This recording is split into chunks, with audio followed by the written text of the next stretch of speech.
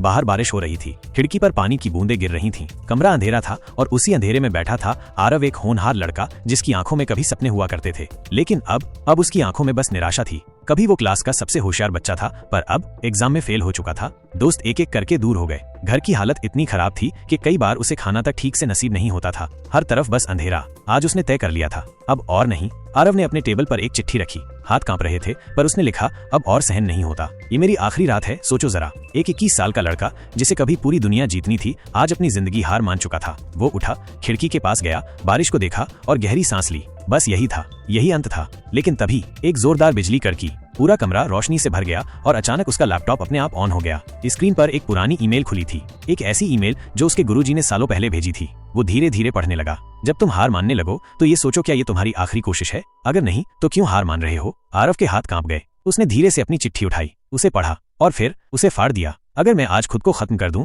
तो ये मेरी सबसे बड़ी हार होगी, लेकिन अगर मैं एक और कोशिश करूं तो शायद कल मेरी जीत हो। वो उठा, खुद को आईने में देखा और पहली बार कई दिनों बाद हल्की सी मुस्कुराहट आई। उस रात कुछ बदला। कई साल बाद एक बड़े मंच पर आरव खड़ा था। सामने हजारों लोग बैठे थे। वो अब एक सफल इंसान बन चुका था। इंटरव्यूअर ने पूछा, सर, आपकी जिंदगी का सबसे बड़ा सबक क्या है? आरव ने हल्का सा मुस्कुराते हुए जवाब दिया, मैंने अपनी आखिरी चिट्ठी कभी पूरी नहीं की और शायद इसी वजह से मैं आज यहाँ हूँ। और अब मैं तुमसे पूछता हूँ, क्या तुम भी हार मानने की सोच रहे हो? अगर हाँ, तो बस एक सवाल खुद से पूछो, क्या ये तुम्हारी आखिरी कोशिश है?